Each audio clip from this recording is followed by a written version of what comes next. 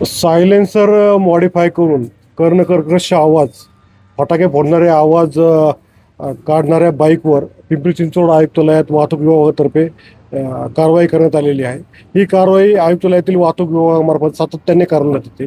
2025मध्ये एकंदर 14,512 अशा दुचाकी वाहनांवर कारवाई करण्यात आली आणि त्यांच्यावर 1,44,92,000 इतका दंड आकारण्यात आला.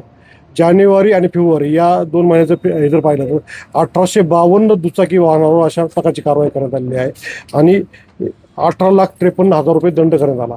या अशा मॉडिफाईड सायलेन्सर वापरणाऱ्या गाड्या शक्यतो बुलेट आणि 250 cc पेक्षा जास्त क्षमता असणाऱ्या गाड्या असतात. या गाड्यांवर मागील 3 दिवसामध्ये फक्त दंडात्मक कारवाई न करता ते सायलेन्सर काढून घेण्याची कारवाई करण्यात आली. अशा 399 सायलेन्सर काढून घेण्यात आलेली आहे आणि त्याची निष्कासनाची कारवाई आज रोजी करण्यात येणार आहे.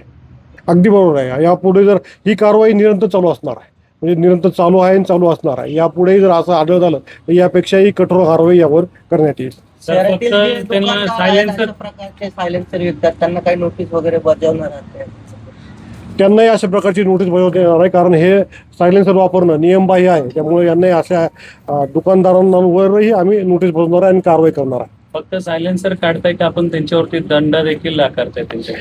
त्यांच्यावर जे मोटार व्हेकल ॲक्टनुसार दंडात्मक कारवाई जी आहे ती कारवाई पण केलेली आहे आणि सायलेन्सर काढून निष्कासनाची कारवाई पण करणार आहे. आजकालच्या तरुण पिढीमध्ये अशा प्रकारच्या गाड्या मॉडिफाईड सायलेन्सरच्या कर्णकर्कश आवाज करण्याच्या आणि लक्ष वेधून घेण्याचं एक फॅड वाढत आहे. परंतु ते एक विकृती आहे, ती आपली संस्कृती नाही आहे. माझं सर्वांना आव्हान आहे की असं कंपनीने दिलेल्या सायलेन्सरमध्ये अनॲथॉराइजरित्या मॉडिफाय करू नका. दिलेले आहेत त्याच सायलेन्सरचा वापर करा. नियमात